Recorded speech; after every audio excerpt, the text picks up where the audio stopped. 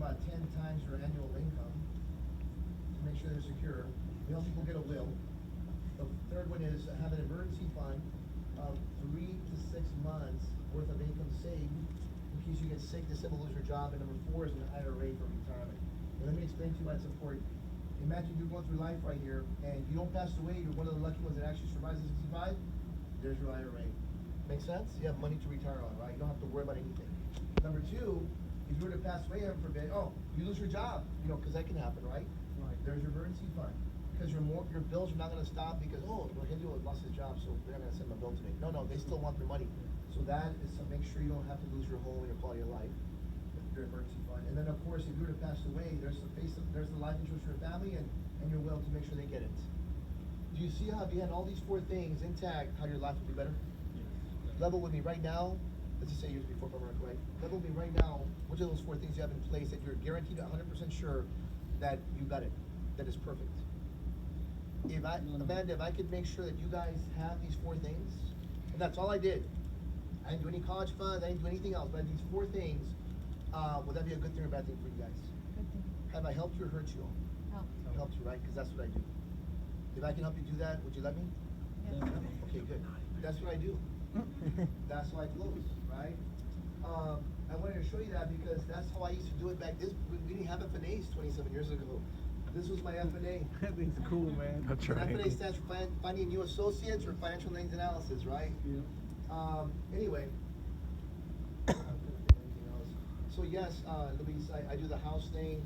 I know what I was gonna say. So I still take my iPad because I needed to do the IPA and the library and everything else, right? But I only show them like 3 pages of my presentation. One is the again the Primerica credibility. I want to make sure they know that we're the New York Stock Exchange. Number 2, I show them the Forbes one about the 50 most trustworthy companies and 3 of the most secure places to work is Primerica, right? That's Forbes magazine as well. That's basically all I do. My presentation is going to be the house, or this right here, and actually I can still add that to my house after I'm done with everything, and also the comp, making $500 every time you help a client. That's what I do. Okay. You got anything else you go to yours, or is it pretty much what you do? Yeah. So anyway, yes, sir. Is there something at the top of that pyramid? Great question. I'm sorry, I forgot it. This is called speculative investments. For example, my restaurant that I own, if I lose it, it's not gonna affect my retirement or anything. I have stocks in certain other oil companies and stuff like that. If they go broke, doesn't matter. I have money in Dollar General. I got money in these companies that are 3D imaging that I put money in. I don't know, maybe 30, 40 grand, whatever. But if I lose it, doesn't matter because I'm solid right here, man. I got this, right? So speculative investment means if I lose it, it's not gonna. Yeah, I'm gonna feel bad, but it's not gonna knock me off my game. So they're called like real estate or something like that. Again, I just bought 2 lots, McAllen, and I'm gonna build 2 houses and rent them out. It's gonna cost me about 140 grand, but I'll rent them out for $1,000 each. And it's just extra cash. America pays me more money, okay, but I'm gonna leave it behind to my kids one day, right? So they have money coming in all the time. But again, this is speculative investments. That's what it is. You can buy gold, silver. They're called. By the way, it's called hard assets. I want our clients one day.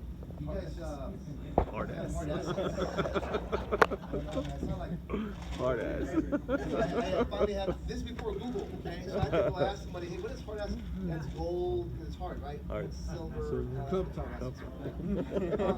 Real quick, since I have your attention, one of my reps last week sent me a text. And I'm going to share this with you because I want to make sure you understand this, okay? She asked me if we sell or market index funds. All right, y'all know what an index fund is? Let me give you the simplest answer to that. An index fund is one share of stock of the top 500 companies in America. That's called an index fund. Again, you only buy one stock in each of the 500. Sounds like a good strategy. Very diversified. 500, that's pretty diversified, right? The problem with index funds is that they're what you call unmanaged funds. They're not managed. They don't have a portfolio manager. They don't have a team. It's just you buy and you buy. Now, my rep, just funny, she made like zero money in America, but she knows everything, right? So she says, Carlos, Warren Buffett, says that it's really good. So does Dave Ramsey. I'm like, listen, I don't care who told you that. I would never want to market an index fund. Number one, it's an unmanaged fund. Now, why is that bad? First of all, an unmanaged fund is that's what it does. And this is how quickly you can overcome the value of an index. First of all, that's what I told him. Did you know that I said Warren Buffett recommended? She goes, yeah, that's funny. Warren Buffett's mutual fund is called Berkshire Hathaway. It's not an index fund. So he's telling everybody else the index fund, but that's not how he became a billionaire. He made it through Berkshire Hathaway, which is a managed fund, and he's the manager. And he only has 30 companies, not 500. So if he's recommending it, he's either being a hypocrite, or he's basically saying, which is what I think, middle income people have no clue about money, so they just buy that, leave it alone, and don't worry about it. Makes sense if they don't have someone like us helping them make the right choices on the fund. Totally get it. But this is the problem with an index fund. Y'all remember a company called Enron? I think they got rally up in 2001. Yeah. I'm not sure if you got it, but 2001. So the problem with index fund is that it mirrors the stock market. Okay, so that's the stock market. So it mirrors it completely. This is the problem with index funds. Because it's an unmanaged fund, it will always lag 24 hours behind the ups and the downs. Again, it's an unmanaged fund. So it will always lag a 24-hour period from the highs and the lows. And if you understand mutual funds, folks, if you took a mutual fund for 40 years, okay, there might be about 4 or 5 times in those 40 years when it made most of its money, 90% of its money. I'm being honest with you. And so if you did 1 day behind, you understand over the length of time, 4 times, it's gonna bring down your return. Because again, it's 1 day behind the real time. Because it's unmanaged, okay? So anyway, I wanted to share that with you because that way you'll be clear if somebody ever asks you, well, I heard index funds are good. Would you like to go to a restaurant where you have no server? I would. Would you like to go on an airplane that has no pilot? That's what you're basically doing. Right? You want to go on an airplane with no pilot, I mean, that's like triple dubs. What, so you can save $300 but you die? I don't know. I'd rather pay $300 and land where I'm supposed to. By the way, really quick, some metaphors I learned on that book. This I marked my brother with Hugo.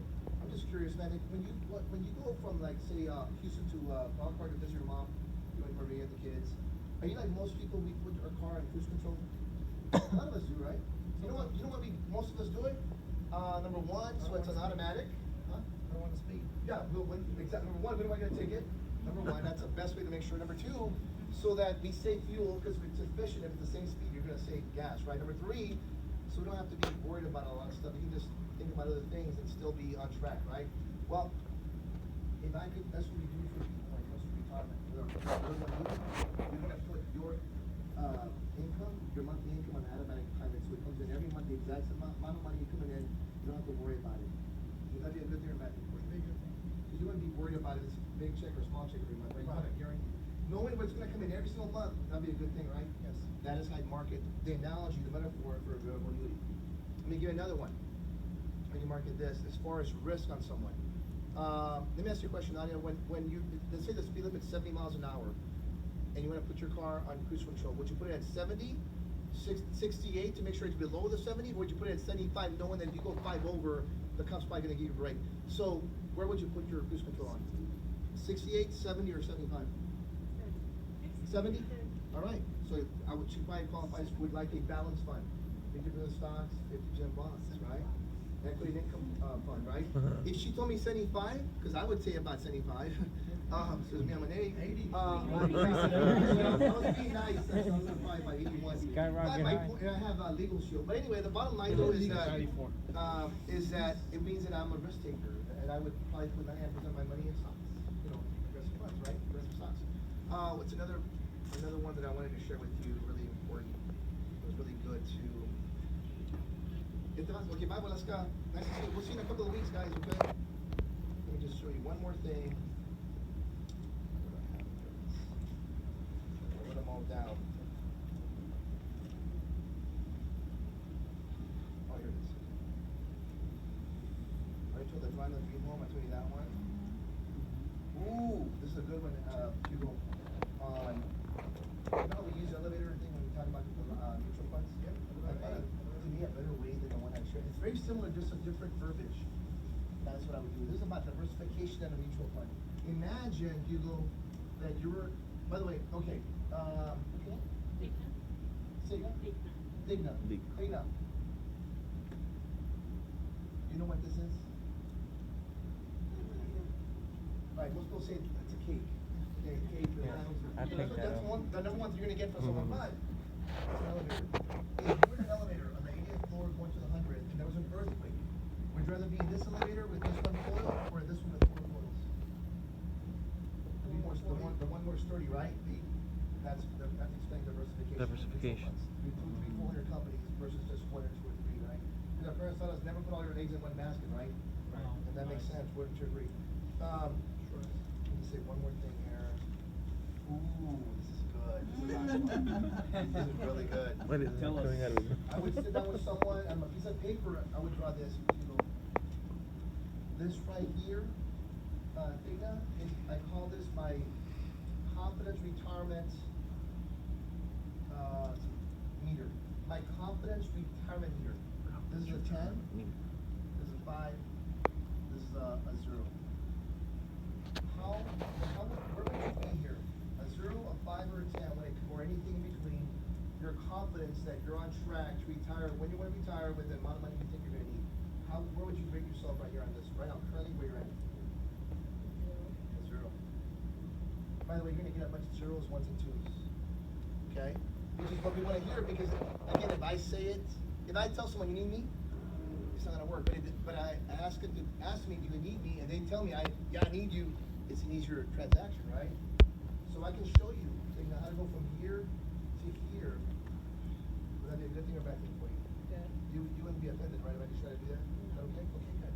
That's what I'm gonna do. I'm gonna look at where you're at and try to get what you wanna get. Fair enough? See, you know what you're doing? You're creating value. A lot of us are part-time and we will go see people and because you're a part-time you think they're not very valuable, that's not true. You know, if you were had a heart problem, he got operated by a part-time doctor, but he's certified. He's got his licenses. He just wants to retire. He just works half the week. Do you really care what he does the other half? I don't know, building a garden. I wouldn't care if you're certified.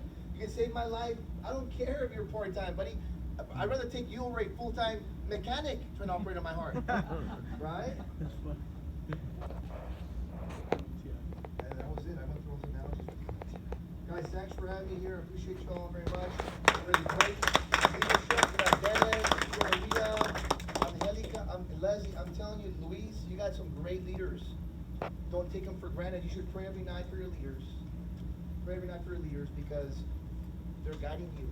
And I know some of you guys sometimes have little spats with your leader or your coach. Oh, Hugo, you know, your butt hurt because Hugo got upset with you about this, or Luis came on you because of this. And listen, Jim and I didn't like Jim all the time, but I loved Jim. But there was times that he told me, man, about 5 years ago, I'll never forget, about 5 years ago, 4 years ago, my business took a big downturn. My income for the month was 20 grand, which is horrible. I was making 70, 80,000, right? Income went to 20 grand one month. Jim calls me. I knew what he was calling about. I just got, the numbers just came out. I'm like, I know what he's calling. But I answered it to my coach. Hey, Jim. And that was a tough time in my life back then. And he says, Carlos, have you seen your income? Have you seen your question? If you know what you make. Oh shit. The answer is like, yes, Jim, of course it's on my income. What about it? I was real defensive, right?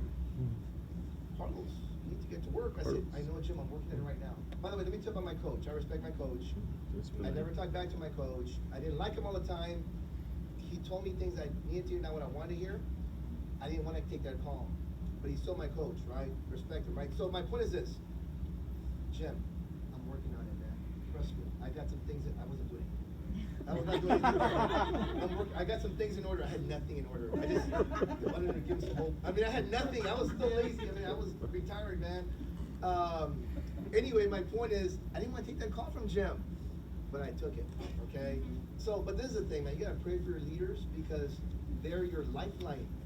You should be grateful that Hugo and Maria make good money because they're going to show you how. They can only show how to make what they have. Right. So you want them to make more money because they can show it. When they get to $500,000, they can now show you, right, how to get to $500,000. You should be happy with Luis. Like, you understand, that's for leadership, man. Yes. I'm so proud of Dennis. They moved here 2 weeks ago. And Nada was just telling me that they have, what, 14 new directs in the last, what, 2 months? Ooh, nice. You know how crazy that is? Yeah, That's sure. like major. I don't think I've ever had 14 new directs in a 2 month period. Congratulations to you. Yes, That's phenomenal. sure. I've never had to have 14 directs in 2 months, right? But I promise you, if I had to, I would do it. This is my point. Now you gotta make sure those 14. I don't know if we're still around. You know, people leave. Not true. I never have to see it. They're all still a little bit. I'm joking, right? But it's my point. You build them four wide, 4 deep, right? Work with those people. Instead of going to find new direction now, work with if you still have 14 or 10 or 5, work with those 5 wide. Actually, 5 wide, 5 deep. That's what I would do. Build massive teams, right? Of teams. The problem with most people, they hire someone, they don't train them, they go find some more, and then those guys quit. Now they're doing the same thing over. Every year is the same. Every year doesn't change because they have not built depth and width with that guy or gal. You gotta love the ones you're with, right?